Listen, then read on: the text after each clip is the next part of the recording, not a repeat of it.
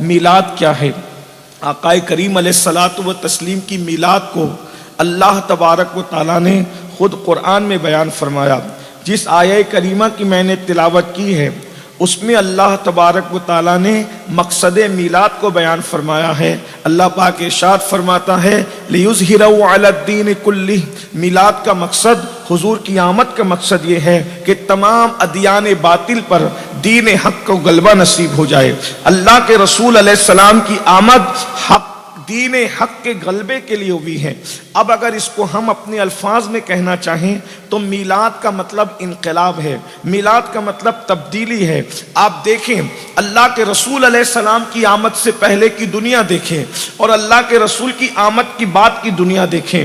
میں صرف واقعات کا عرض کرنے کے بجائے اشارے میں آپ کو دو چار جملے میں آپ کی توجہ دلاؤں گا، کیونکہ آپ نے مجھ سے پیشتر بہت بڑے علماء صلحاء سے ان کی گفتگو کو سنا ہوگا۔ اللہ کے رسول کی آمد یعنی میلاد مصطفیٰ صلی اللہ علیہ وآلہ وسلم انقلاب کا نام ہے، تبدیلی کا نام ہے۔ اللہ کے رسول کے آنے سے پہلے دنیا کے حالات، حضور کے آنے کے بعد دنیا کے حالات ایک جائزہ لیتے ہیں۔ جب اللہ کے رسول علیہ السلام اس زمین پہ تشریف نہیں لائے تھے، لوگ بہت کم عرب میں لکھنا پڑھنا جانتے تھے۔ حضور علیہ السلام کی آمد سے پہلے چند لوگوں کے ہاتھ میں قلم ہے، اور وہ بھی بہت مختصر لوگ جنہیں آپ انگلیوں پر شمار کر سکتے ہیں، یہ کوئی مبالغہ نہیں ہے۔ لیکن اللہ کے رسول کی آمد کے بعد پورے عرب کے ہاتھ میں قلم نظر آتا ہے۔ اور اس کے بعد آپ دیکھیں رسول اللہ کی آمد سے پہلے عورتوں کے پاس تعلیم نہیں تھی، اور عورتیں جہل و غبابت میں اپنی زندگی کو گزار رہی تھی، عورتوں کو علم حاصل کرنے کا حق نہیں تھا۔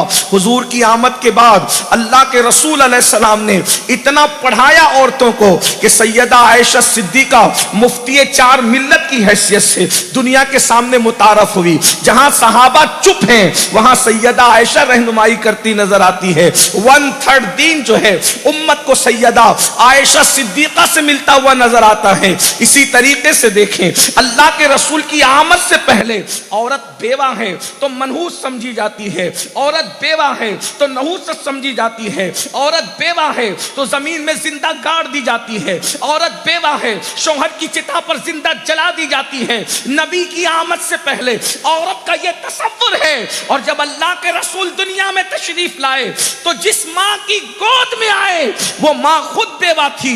دنیا کو بتا دیا اللہ اکبر، رسول اللہ جس گود میں سر رکھے وہ گود کبھی منحوس نہیں ہو سکتی، تو جو شکم میں 9 مہینے تک قیام فرمائے اس سیدہ آمنہ کے تقدس کا عالم کیا ہوگا۔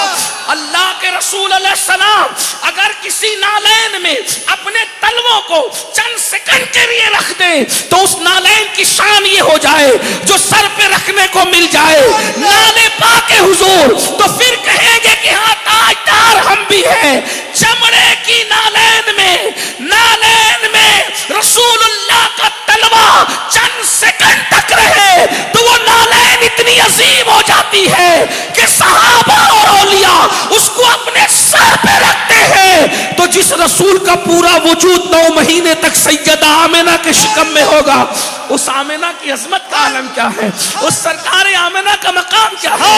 دیکھ رہے ہیں بتا دیا بیوہ منحوس نہیں ہے، بیوہ نبی کی امی جان ہے، رسول اللہ کی امی ہے۔ اور 2 جملے یہاں سرکار آمنہ کی بارگاہ میں خراج پیش کیے بغیر میں آگے نہ بڑھ سکوں گا۔ دنیا میں جتنی مائیں ہیں، کسی کی ماں صحابی کی ماں ہے، کسی کی ماں کلیم کی ماں ہے، کسی کی ماں خلیل کی ماں ہے، کسی کی ماں غوث و کتب کی ماں ہے۔ سیدہ آمنہ وہ ماں ہے جو اللہ کے حبیب کی امی ہے، جو مصطفیٰ جان رحمت کی امی ہے، جس کی نگاہوں سے قبلے کے دن بدل جاتے ہیں، اس کی ماں کو سیدہ آمنہ کہتے ہیں۔ ذرا غور فرمائے، نظر اٹھنے کے بعد جو قبلے کے دن پلٹ دے وہ آمنہ کا لال ہے، جس کی نگاہوں سے قبلے کے دن بدل جاتے ہیں۔ جب وہ رسول کا پورا وجود 9 مہینے تک سرکار آمنہ کے شکم میں رہا ہوگا تو سرکار آمنہ کے وجود کا عالم کیا ہوگا۔ ایک جملہ کہہ دوں اور علماء کی موجودگی میں ان کی تائید لیتے ہوئے، اللہ کے رسول جن دنوں آمنہ کے شکم میں تھے، شکم آمنہ کعبۃ اللہ سے افضل تھا۔ سبحان اللہ، سبحان اللہ۔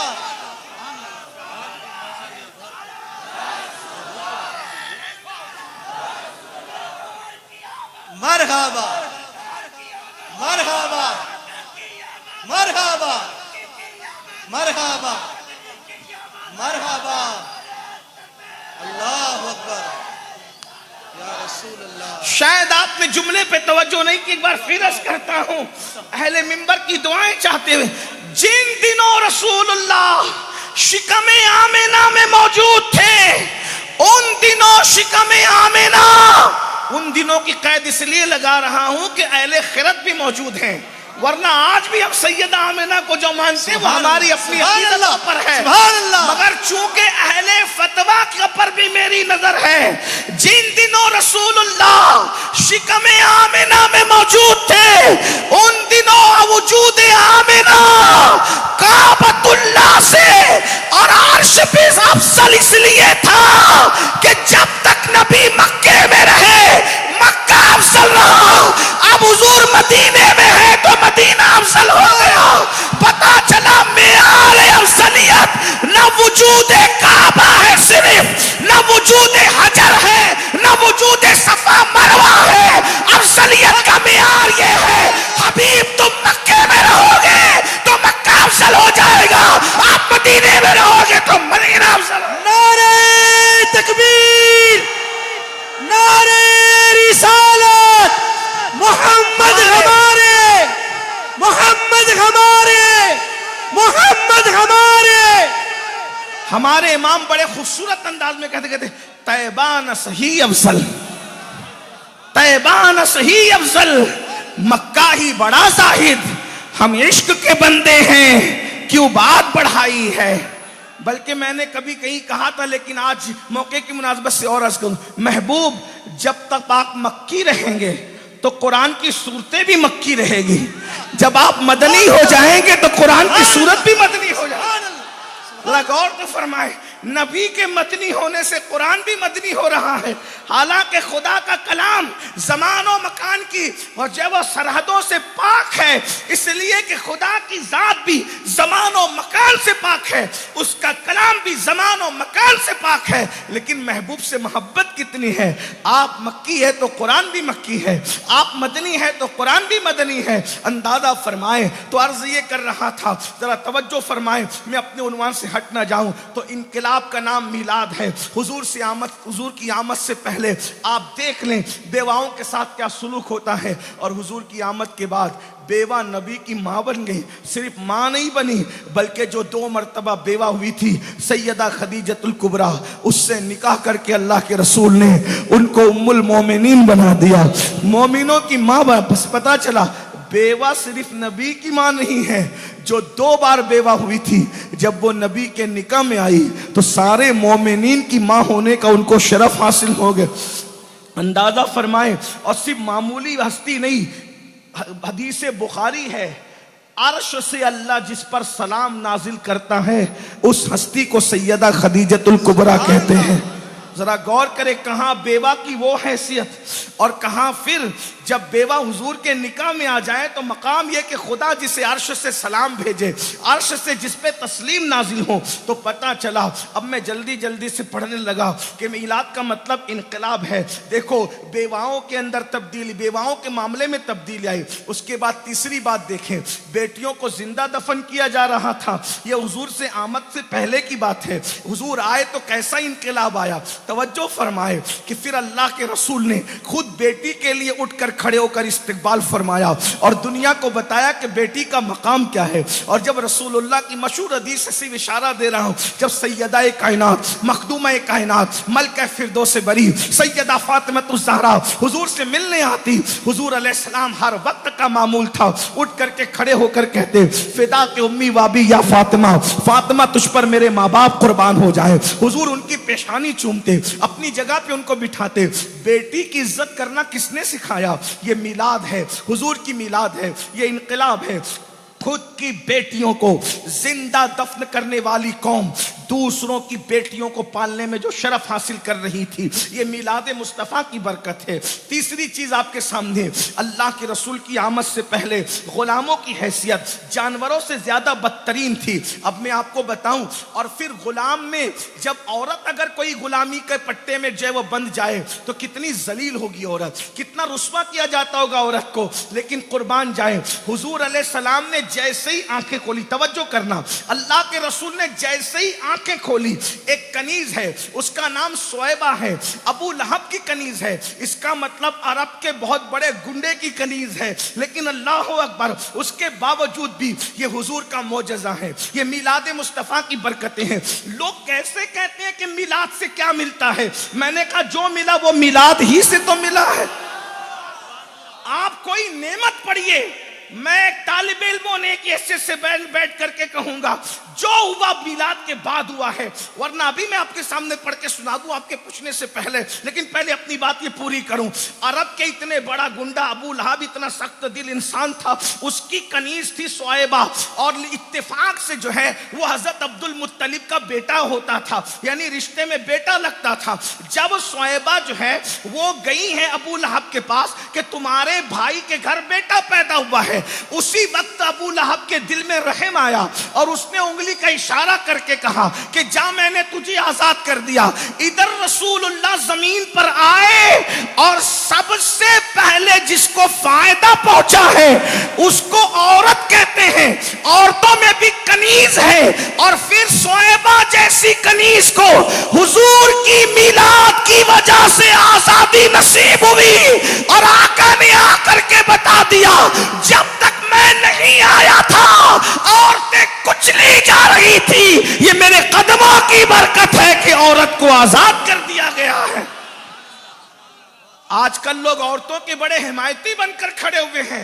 میں نے کہا 1450 سال کے بعد تمہیں جہاں شعور آتا ہے، 1450 سال سے پہلے اسلام وہاں سے گزر چکا ہوتا ہے۔ دیوان گانے عشق محمد کو دیکھ کر گھبرا گئی ہے گردش دورہ، کبھی کبھی گردن میں ہاتھ ڈالے ہیں ماہ و نجوم نے، گزرا ہے ان حدوں سے مسلمہ کبھی کبھی۔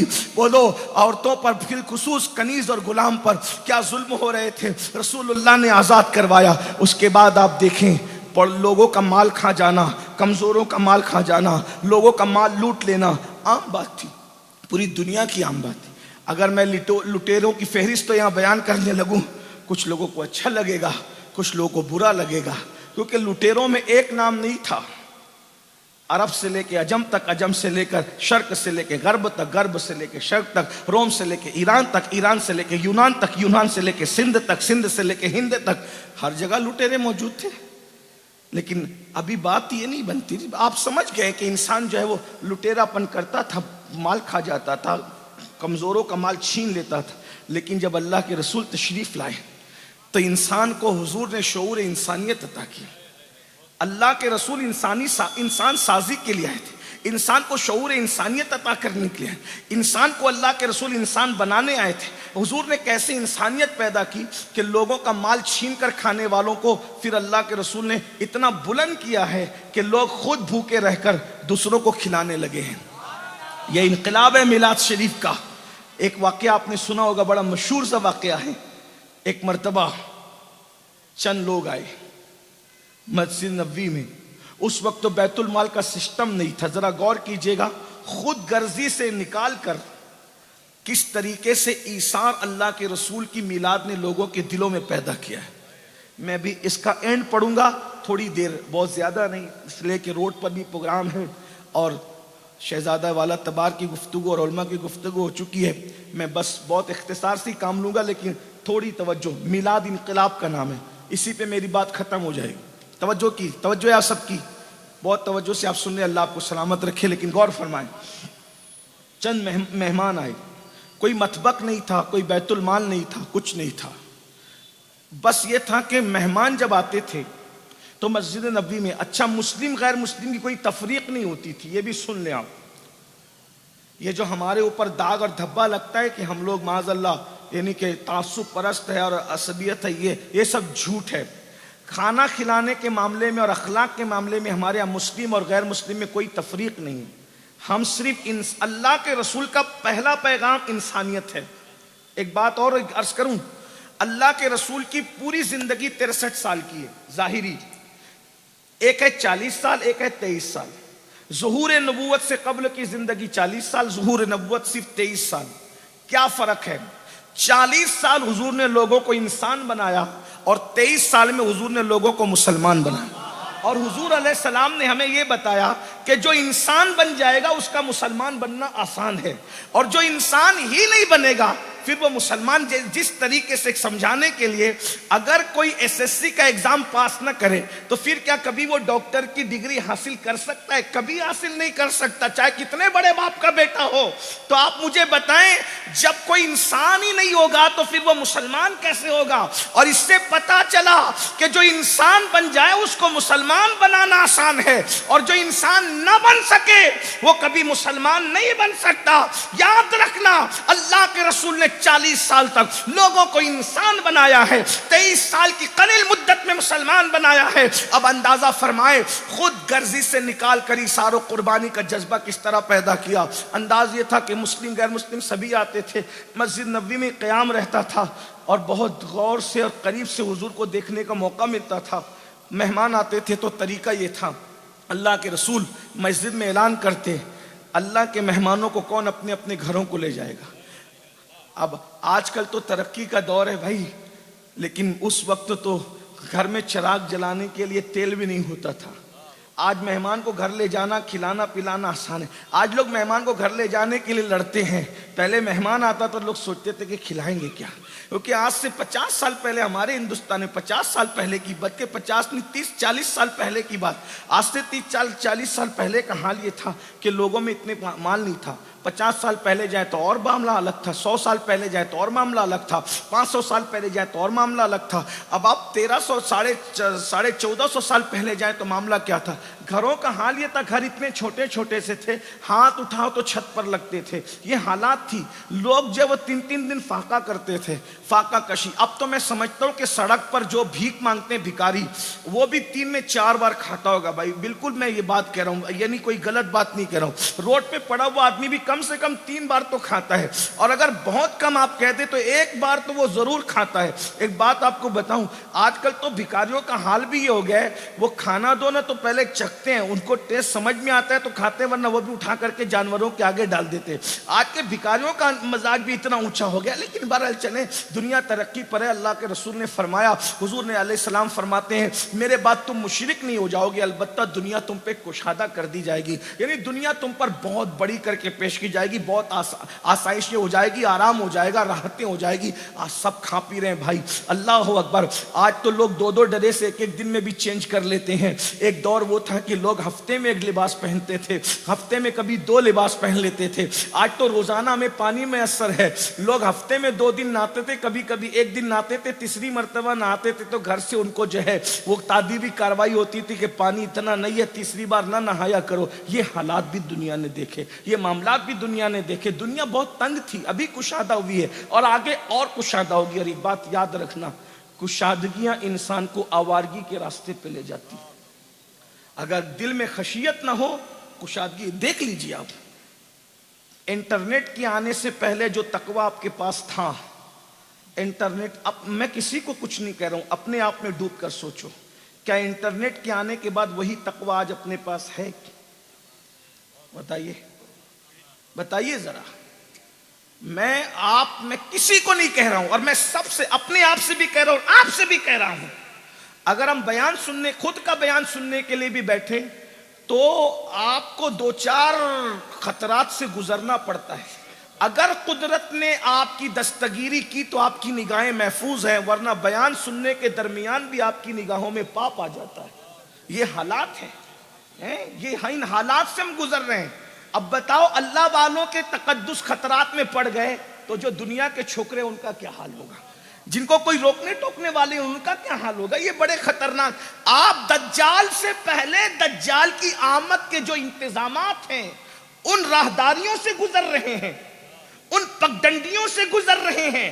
اور ایک بات یاد رکھنا، دجال کو تلواروں سے خطرہ نہیں ہے، دجال اور دجالیت کو بموں سے خطرہ نہیں ہے، دجال اور دجالیت کو میزائل اور ہتھیاروں سے خطرہ نہیں ہے۔ دجالی نظام کو سب سے زیادہ اگر خطرہ ہے تو وہ پیور مذہبی لوگ جو اللہ کے خوف و خشیت کے ساتھ تقوی اور پرہیزگاری کے ساتھ زندگی گزارتے ہیں، ان لوگوں سے خطرہ ہے۔ اس لیے دجالی نظام یہ چاہتا ہے کہ تم نمازی تو رہو لیکن تمہارے اندر روح نماز کا کوئی اثر نہ رہے، تم کلمہ پڑھتے تو رہو لیکن کلمے کی برکات تمہارے پاس نہ رہے، تم جو ہے وہ درود تو پڑھتے رہو لیکن درود کی روحانیت تمہارے پاس نہ رہے۔ اللہ اکبر، یعنی روکھی سوکھی عبادتیں کرتے رہو۔ اللہ کے بندو ذرا غور کریں، کتنا بڑا ہتھیار ہے تقوی، کتنا بڑا ہتھیار ہے مذہبیت، کتنا بڑا ہتھیار ہے مسلکیت۔ اس لیے کہ دجالیت چاہتی ہے کہ بدر میں ہتھیار نہیں تھے، پھر بھی جو جنگ جیتی گئی ہے وہ خشیت اور عشق کی بنیاد پر جیتی گئی ہے۔ احد کے اندر ہتھیار نہیں تھے لیکن جو جنگ جیتی گئی ہے وہ عشق مصطفیٰ اور خشیت الہی کی بنیاد پر، تقوی اور پرہیزگاری کی بنیاد پر۔ جہاں سارے ہتھیار دم توڑ دیتے ہیں وہاں مذہب کی طاقت دستگیری کرتی نظر آتی ہے۔ اس لیے دجالی نظام کسی کو بھی مذہب پر قائم رکھنا نہیں چاہتا، کوئی بھی مذہب پر قائم نہ رہے۔ اسی لیے آج دیکھیے رسومات بہت، ہمارے نوجوان بچے تقریر سننے کے شوقین ہیں، بہت شوقین ہیں، ہزاروں کے تعداد میں روزانہ جلسوں میں لوگ آتے ہیں، منتظمین بھی خوش ہیں، مقرر بھی خوش ہیں، سب خوش ہیں۔ لیکن ایک بات بتاؤں، یہ بھی قیامت کی نشانیوں میں سے ایک نشانی ہے کہ اللہ کے رسول علیہ السلام نے فرمایا، مفہوم حدیث ہے کہ لوگ دین سننے کے لیے جمع ہوں گے لیکن لوگ دین پر عمل کرنے کے لیے جمع نہیں ہوں گے۔ آپ برا نہیں ماننا، عشاء کے بعد آپ کو بلائیں، آپ ہزاروں میں آتے ہو، الصلاۃ خیر من النوم کہہ کے بھی ابھی آج کوئی بلائے گا، کیا اتنی تعداد میں سب پہنچیں گے؟ مجھے بتائیں۔ تو یہ بھی قیامت کی نشانی ہے، یہ بھی دجال کے ظہور کی علامتوں میں سے علامت ہے، یہ بھی ظہور مہدی کی علامتوں میں سے علامت ہے۔ میرے بھائی، اقبال نے ایک صدی پہلے کہا تھا، متاع دین و دانش لٹ گئی اللہ والوں کی، متاع دین و دانش لٹ گئی اللہ والوں کی، یہ کس کافر ادا کا غمزہ خوریز ہے ساقی۔ بات دجالیت کے نظام کی نکل آئی تو عرض کروں، دجالی نظام چاہتا ہے تمہاری دعائیں قبول نہ ہو۔ آج دیکھ لیجئے آپ کی دعاؤں میں اثر نہیں ہے، بہت معافی کے ساتھ چند لوگ ہیں جن کی دعاؤں میں کچھ تاثیر ہے، اور ان کی تاثیر بھی جو ہے اب ہماری آمین کی وجہ سے ختم ہوتی جا رہی ہے۔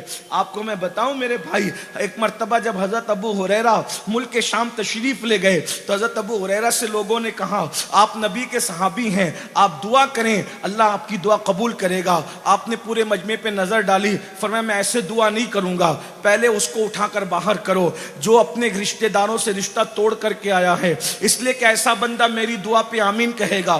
غور کیجئے گا، اس کو اٹھا کر کے باہر کرو جو رشتہ توڑ کے آیا ہے۔ ایک بندہ، اس کی پھپھی کے ساتھ اس کے تعلق اچھے نہیں تھے، اعلان سن کر کے گھر گیا، پھپھیوں کا پھپھی معاف کر دو۔ پھپھی نے کہا اب کیوں صلح کرنے آیا ہے؟ کہا حضرت ابو ہریرہ نے مجھے محفل سے باہر کر دیا ہے کہ جو رشتہ منقطع کرے اس کی وجہ سے میری دعا قبول نہیں ہوگی، جس کے پیٹ میں حرام ہو اس کی وجہ سے میری دعا قبول نہیں۔ صحابی رسول کی دعا حرام کھانے والے کی آمین کی وجہ سے دعا میں رکاوٹ ہو جائے، رشتہ توڑنے کی وجہ سے دعا میں رکاوٹ ہو جائے۔ اب میں آپ سے پوچھتا ہوں، جس کے پھپھی کے ساتھ اچھے تعلق نہیں ہے، حضرت ابو ہریرہ اس کو آمین کہنے سے پہلے بھگا رہے ہیں، تو بتائیے آج ماں باپ کے ساتھ اپنے تعلقات کیسے؟ بتائیے ذرا، اپنے ماں باپ کے ساتھ اپنے تعلقات کیسے؟ حضور سیدی امان میاں سے کہہ رہے ہیں سرکار دعا کریں، اور اس کے بعد مجھ سے کہہ رہے ہیں، علماء سے کہہ رہے ہیں، پھر کیا کہتے ہیں یہ مولانا لوگ کی دعا میں اثر نہیں ہے۔ میں نے کہا کیسے اثر ہوگا میرے بھائی، یہ تو اثر والے ہیں، لیکن حضرت ابو ہریرہ کہہ رہے ہیں کہ جس کی پھپھی سے تعلق اچھے نہیں ہے اس کی وجہ سے میری دعا میں رکاوٹ ہے۔ تو تمہارے ماں باپ کے ساتھ کیا تعلقات ہیں؟ ماں باپ سے کیسا رشتہ رہ گیا ہے؟ آپ مجھے بتائیں، جتنا پیار آپ کو موبائل سے ہے اتنا پیار آپ کو ماں باپ سے نہیں ہے۔ آپ مجھے بتائیے ذرا، ایک بات اور عرض کر دوں بہت معافی کے ساتھ، جو موبائل سے زیادہ اپنی ماں سے پیار نہ کرے اس کے لیے کس کی دعا اثر کرے گی؟ اس کے لیے کس کی دعا میں برکت ہوگی؟ آپ مجھے بتائیں۔ بلکہ یہ بھی کہہ دوں، جتنا پیار آپ کو موبائل سے ہے اتنا پیار آپ کو نماز سے بھی نہیں ہے۔ یہ بہت معافی کے ساتھ ایک بات اس سے اور بڑھ کے کہہ دوں، ہو سکتا ہے برا لگے، جتنا پیار اور وقت آپ موبائل کو دیتے ہیں اتنا ٹائم تو آپ اللہ رسول کو بھی نہیں دیتے۔ بتائیے آپ, میں ابھی کچھ اس پہ نہیں کہہ رہا ہوں, لیکن غور تو کیجئے, مذہب کدھر ہے؟ رسومات تو ہے, مذہب کدھر ہے؟ تو کہیں نہ کہیں ہم جانے یا انجانے طور پر دجالی نظام کا حصہ بن رہے ہیں. بہت نفرت ہے نا دجال سے. ارے وہ آئے گا, جب آئے گا آپ رہو گے نہیں رہو گے 2 نمبر کی بات ہے, لیکن آج ہی آپ دجال کا سپورٹ کر رہے ہو میرے بھائی. اگر دجال کا واقعی بائیکاٹ اور نفرت کرنا ہے, نکلو خود غرضیوں سے, نکلو گناہوں کے دلدل سے, نکلو عیاشیوں سے, نکلو برائیوں سے, نکلو جرائم سے, نکلو حرام روزی کے کھانے سے, نکلو رشتوں کے توڑنے سے, نکلو بے مروتی سے, نکلو جو ہے خود غرضی سے, نکلو کم ظرفی سے, نکلو. مولا مشکل کشا کی طرف ایک قول منسوب ہے, وہ کہتے ہیں انسان تو پیار کے لیے, چیزیں استعمال کے لیے, لیکن دنیا نے الٹ کر دیا, چیزوں سے پیار کیا, انسان کو استعمال کیا. یہ اپنا مذہب نہیں, لیکن حضور کی آمد کے بعد جو انقلاب آیا اس کو سن لیں. اللہ کے رسول پیغمبر انقلاب بن کر تشریف لائے, اور سب سے قلیل مدت میں اللہ کے رسول نے انقلاب پیدا کیا. کیا انقلاب تھا؟ اللہ کے رسول صلی اللہ علیہ وآلہ وسلم کا مسجد نبوی میں حضور اعلان کرتے ہیں, اللہ کے مہمانوں کو کون اپنے گھر لے جاتا ہے؟ ایک ایک صحابی اٹھے, ایک ایک 2 مہمانوں کو حسب حیثیت اپنے گھر لے کر چلے گئے. ایک مہمان بچا, ایک صحابی بچے,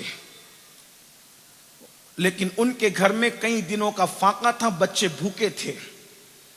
اور اللہ کے رسول علیہ السلام کے بارے میں ہمارا تو عقیدہ ہے کہ حضور غیب داں ہیں, جو زمین پہ بیٹھ کر آسمانوں کی خبر دیں, وہ گھروں کے معاملے میں کیا ہو. اس پر بھی کچھ لوگ کہتے ہیں کہ یہ غلط بات ہے. میں کہتا ہوں کہ اگر غلط بات ہے تو قرآن کہتا ہے کہ حضرت عیسیٰ علیہ السلام لوگوں کو کہا کرتے تھے کہ تم کیا کھا کر آتے ہو وہ بھی جانتا ہوں, کیا بچا کر آتے ہو بھی جانتا ہوں. سبحان اللہ. جب حضرت عیسیٰ کو یہ پتا ہے تو جان عیسیٰ کتنا جانتے ہوں گے, اس بات کا اندازہ آپ کو کر لینا چاہیے. میں تو یہ بھی مشورہ دیتا ہوں, یہ کون لوگ ہیں بھائی جو رسول کی بے ادبی کے لیے راستے ہموار کرتے ہیں؟ اللہ انہیں توفیق عطا کرے. ایسی بات کرتے ہو, دوست و دشمن سب سنتے ہیں. کلمہ نبی کا پڑھتے ہو, انہی میں عیب تلاش کرتے ہو. یہ چیز شرافت والی نہیں ہے. ارے انسان اگر کسی کو استاد مان لے تو اس کی بے ادبی نہیں کرتا, کروڑوں عیب کے بعد اپنے باپ کی بے ادبی نہیں کرتا. کلمہ پڑھنے کے بعد رسول پاک کی بے ادبیاں کرتے ہو, نبی کی امی کو کافر کہتے ہو, نبی کے ابا جان کو کافر کہتے ہو, نبی کو دودھ پلانے والی دائیوں کو کافر کہتے ہو. ذرا غور تو کیجئے, ایسی بات کرتے ہو نبی بیٹی نہیں بخشوا سکتے. میں نے کہا ظالم, حدیث پڑھتا ہے, کیسے پڑھتا ہے؟ جب رسول اللہ نے فرمایا کہ مسلمان کا کچا بچہ, یہ حدیث ہے, ماں کے پیٹ سے جو کچا بچہ گر جائے, کچا بچہ بھائی جس نے سانس بھی نہیں لی, جو پورا بنا بھی نہیں تھا, کچا بچہ حدیث میں آیا, ماں کے پیٹ سے جو کچا بچہ گر جائے گا, قیامت کے دن وہ بھی اپنے ماں باپ کی شفاعت کرے گا. تو جب نبی کے امت کے کچے بچے کا عالم یہ ہے تو پھر رسول اللہ کی شفاعت کا عالم کیا ہوگا؟ مجھے بتائیں تو صحیح. لیکن یہ لوگ ایسی بات کیوں کرتے ہیں؟ مجھے تکلیف ہے. میں ان کو بھی کہتا ہوں اللہ کے لیے مرنا ہے, اللہ کو منہ دکھانا ہے, خدا کی بارگاہ میں. یہ لفافے نہیں رہیں گے, یہ پبلک نہیں رہے گی, یہ آگے پیچھے چلنے والے نہیں رہیں گے. مولوی صاحب اللہ سے ڈریے. 1857 کے بعد کی انگریزی فکر پر اپنے ضمیر کا سودا مت کیجئے. دیکھ لو جنہوں نے انگریزی فکر پر جو ہے وہ ایمان کا سودا کیا, آج ان کی قبروں پر کوئی فاتحہ پڑھنے والا نہیں ہے. لیکن جن لوگوں نے دین کی سچی خدمت کی, بادشاہوں سے ٹکرا گئے, حکومتوں سے ٹکرا گئے, بڑی بڑی طاقتوں سے ٹکرا گئے, دیکھا اکبر کی قبر پہ کوئی فاتحہ پڑھنے والا نہیں, کیونکہ مذہب کے خلاف گنڈا گردی کر رہا تھا. لیکن مجدد الفسانی شیخ احمد سرہندی کے آستانے پر آج بھی جو ہے ان کی عظمتوں کا فریرہ لہرا رہا ہے. دیکھ لیجئے انگریز اقتداروں کا اقتدار چلا گیا, لیکن امام احمد رضا کا اللہ اکبر تازہ گلستان آج بھی موجود ہے. وقت کے بادشاہوں کی گندگی ختم ہو گئی, لیکن مہریرا کے ساتھ قطب آج بھی اپنی برکتیں جو ہے وہ اپنی مزارات سے لوگوں کے درمیان عام و تام کرتے نظر آ رہے ہیں. وقت کا بادشاہ گنڈا گردی کرتے ہوئے چلا گیا, قبر کا نشان بھی نہیں ہے, لیکن 90 لاکھ کو ایمان کی دولت دینے والا میرا خواجہ آج بھی لوگوں کے دلوں پر حکومت کر رہا ہے.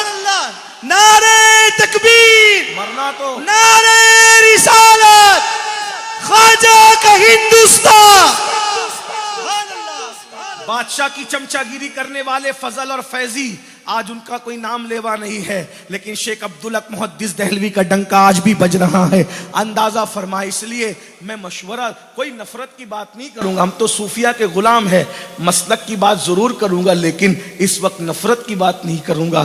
مسلک کی بات کرتے ہوئے لوگوں کو لگتا ہے کہ نفرت کی بات کرتے ہیں، ایسا نہیں ہے۔ مسلک کی بات کرتے ہوئے تمہیں نفرت کی بات لگتی ہے، لیکن اگر گہرائی سے دیکھو تو سمجھ میں آئے گا اس سے بڑھ کر اصلاح معاشرہ کچھ بھی نہیں ہے۔ کاش کہ مولوی صاحبان یہ سوچ لیتے کہ ہم کلمہ جس کا پڑھ رہے ہیں وہ ہستی کون سی ہے، کیوں ایسی بات کرتے ہیں، کیوں اعتراض کرتے ہیں۔ یہ بات چھوڑی جاتی ہے میلاد تو فلاں بادشاہ نے منایا اور فلاں بادشاہ نے منایا۔ میں نے کہا تمہارا علم اتنا ہی ہے نا، اتنا ہی تمہارا علم ہے، اس لیے تم اتنی بات کرتے ہو، تم بادشاہ تک رک گئے۔ لیکن اگر آپ قرآن حدیث کو باریکی سے دیکھو گے تو آپ کو پتہ چلے گا کہ اللہ تبارک و تعالیٰ نے خود خوشی کا اظہار فرمایا۔ آپ کو نہیں پتا، آپ حدیث اٹھا کر کے پڑھیں۔ جب اللہ کے رسول کی دیکھو لوگ کہتے ہیں میلاد کا کوئی ثبوت نہیں ہے، میں ایک حدیث پڑھتا ہوں، دیکھیے آپ کے سامنے پڑھتا ہوں۔ ایک یہودی تھا، مکہ آیا تھا تجارت کی غرض سے۔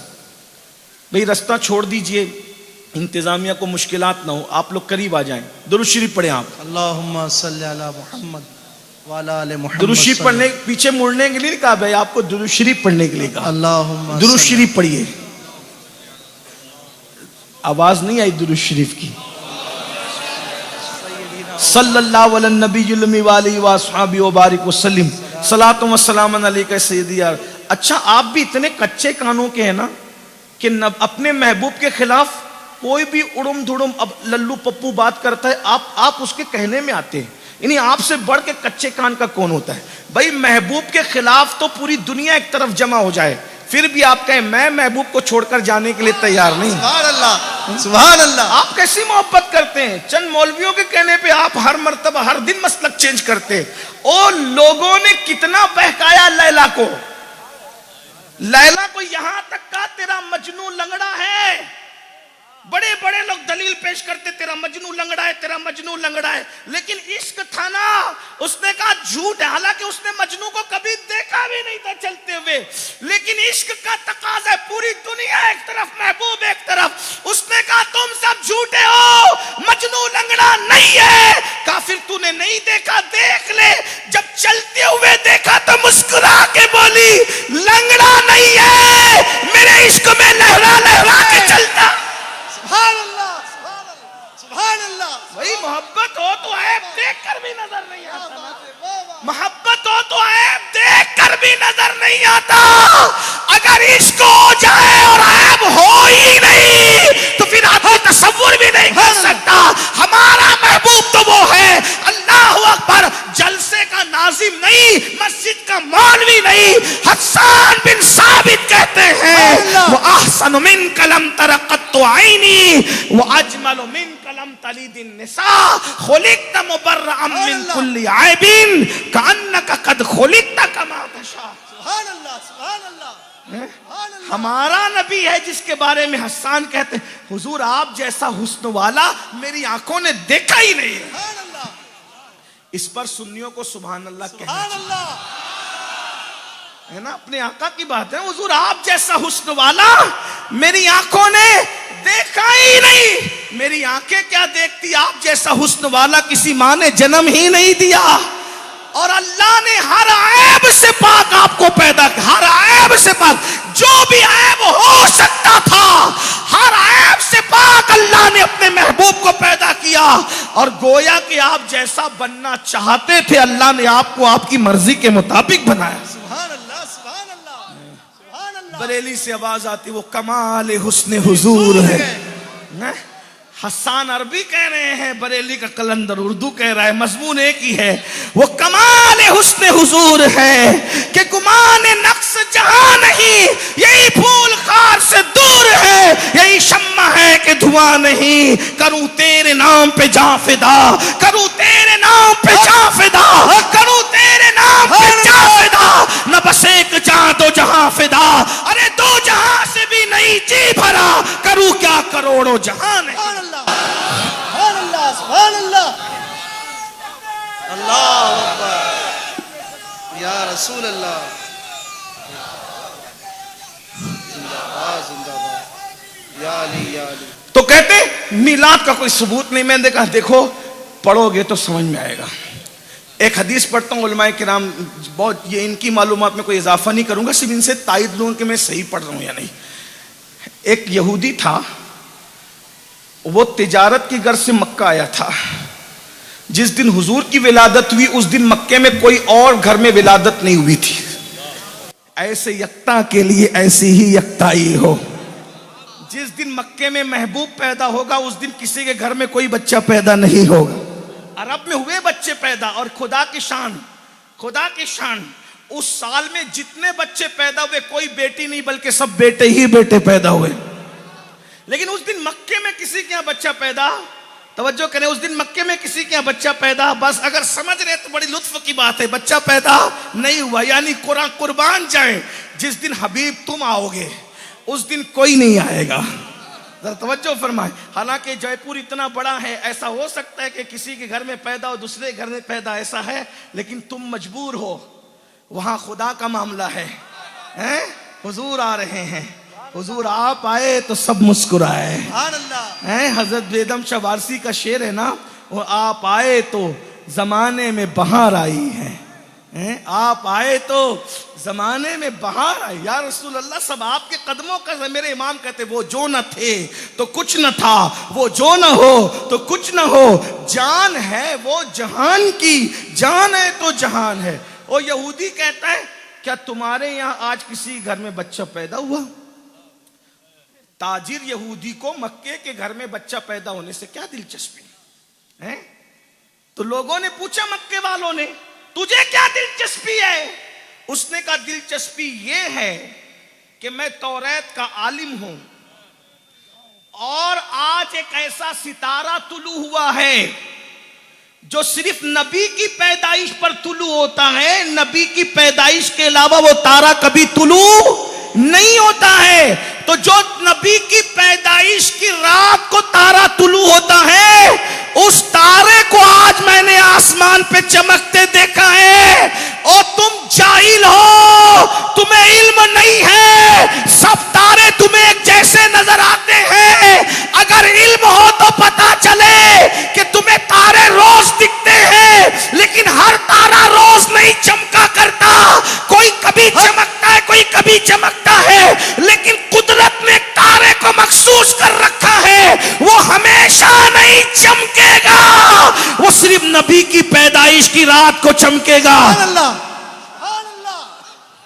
एक जुमला कह दो इश्क में, अगर अहले इश्क तायद करे तो कह दूंगा वो खुदा है, वो तारा चमका सकता है क्योंकि वो खुदा है। मैं बंदा हूं, तारा नहीं चमका सकता, लेकिन बल्ब तो लगा सकता हूं। नारे तकबीर, नारे रिसालत, मोहम्मद हमारे, मोहम्मद हमारे। सुभान अल्लाह, सुभान अल्लाह। अब अगर उसके बाद भी कोई कहते हैं कि मिलाद तो बादशाह की बिदअत है, मिलाद तो बादशाह की बिदअत है और नबी ने नहीं मनाया, मैंने कहा अगर ऐसी बात है, एक बात कह दूं, समझ में आएगी आपको नौजवान। एक शख्स ने कहा अगर तुम साबित कर दोगे ना कि बकरी के सर पे 2 सींग है, मैं तुम्हें 50,000 रुपए दूंगा। तो दूसरा दोस्त तो था, वो बोला बेवकूफ, तूने ऐसी शर्त लगा ली कि हारना तेरा यकीनी है। बोले क्यों? बोले कि बकरी के सर पे 2 सींग है, पूरी दुनिया जानती है, वो तो आसानी से साबित करेगा। 50,000 गए तेरे। वो मुस्कुरा के उसने रान पे हाथ मार के कहा वो जितनी दलील देगा मैं मानूंगा ही नहीं। भाई जब मैं मानूंगा ही नहीं तो फिर वो कैसे जीत पाएगा? तो यही है यार, लोगों ने सोच रखा है हम मानेंगे ही नहीं। मैं किसी को कोसने नहीं आया, देखो, लेकिन लोग क्या कहते हैं, ये फजूल खर्ची है। देखिए सुनिए, तवज्जो करना, मैं फिर कह रहा हूं, गाली नहीं दे रहा हूं, सिर्फ आपको समझा रहा हूं। ये तो खुशी का सौदा है, खुशी का। देखो आप लोग क्या कहते हैं, फजूल खर्ची, लाइटिंग लगाई फजूल खर्ची, जलसा किया फजूल खर्ची, मिठाई बांटी फजूल खर्ची। सब ऐसा करते हैं कि नहीं करते? बोले भाई एक से ज्यादा लाइट मत लगाओ, पावर जलती है, फजूल खर्ची होती। मैं आपसे कहता हूं यही फजूल खर्ची आपको मदरसे के सालाना जलसे करते में याद नहीं आती? बताओ तो क्या बोलते हैं, नायबे रसूल निकल रहे हैं, پہلی بات تو یہی ثابت کیجئے کہ 8 سال پڑھ کے بھی کوئی نائب رسول ہوتا ہے، 10 سال پڑھ کے بھی کوئی نائب رسول ہوتا ہے، 50 سال پڑھ کے بھی کوئی نائب رسول ہوتا ہے. یہ آپ کو ثابت کرنا پڑے گا. پڑھ کر کوئی نائب رسول نہیں ہوتا. نائب رسول ہونے کے لیے قرآن نے قید لگائی ہے، انما یخشی اللہ من عبادہ العلماء. یمن سے پڑھ لو، ازہر سے پڑھ لو، شام سے پڑھ لو، کہیں سے پڑھ لو، اگر دل میں خدا کی خشیت نہیں ہے، پڑھے لکھے تو ہو مگر عالم نہیں ہو. اور جو پڑھا لکھا ہوگا نا وہ دروازے پہ بندھے ہوئے جانور کی حق تلفی نہیں کر سکتا. جس کے دل میں اللہ کا خوف ہو وہ مرغی کی حق تلفی نہیں کر سکتا. اللہ کا خوف ہوگا تو وہ رسول کی حق تلفی کیا کرے گا؟ نبی کے حق پہ ڈاکہ ڈالتے ہو اور نائب رسول ہو. ذرا شرم نہیں آتی؟ جلسے کے وقت تو تمہیں کوئی فضول خرچی نظر نہیں ہے، اس وقت بھی تو لائٹنگ لگتی ہے، اس وقت بھی تو جلسے سجتے ہیں، اس وقت بھی تو کھانا پکتا ہے. اور چلے بھائی اگر اس پر کوئی کہتا ہے کہ ہاں چلو وہ ان کا معاملہ ہے، لیکن ایک بات اور، بچہ پیدا ہوتا ہے تو مٹھائی نہیں بانٹتے، سب مسلک کے لوگ بانٹتے ہیں. اور جو بچہ دلہن آنے کے بعد تیرا غدار رہے گا کہ وفادار رہے گا کوئی گارنٹی نہیں، تو اس کی خوشی میں مٹھائی بانٹتا ہے. اور میں اس کی خوشی میں جو جانے وفا ہے، جو شان وفا ہے، جو وجید تخلیق کائنات وفا ہے، اللہ اکبر، جس نے کائنات کے اندر وفا کی تخلیق کا جو سبب بنا ہے، خدا کی قسم جہاں ماں اور باپ کام نہیں آئیں گے اس قبر کے اندھیرے میں آمنہ کا لال کام.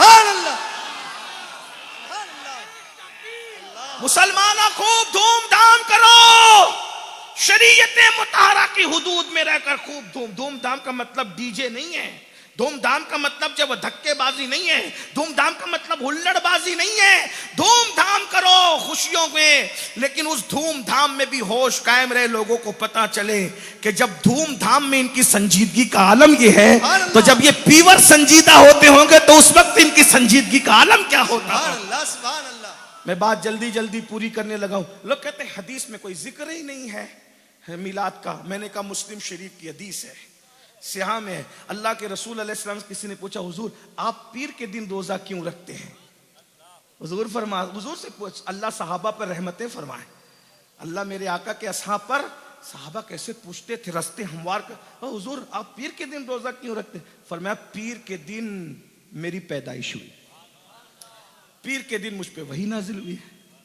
اب ایک بات آپ سے پوچھتا ہوں کہ ہم لوگ سال میں ایک بار میلاد مناتے ہیں اور رسول اللہ سال میں کتنی بار مناتے تھے؟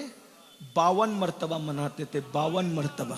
اس لیے کہ پیر کا دن ہفتے میں ایک بار آتا ہے اور ہفتے ایک سال میں 52 مرتبہ آتے ہیں. اب آپ مجھے بتائیے نبی 52 بار. اچھا اب لوگ ہم سے کیا کہتے ہیں پتہ ہے؟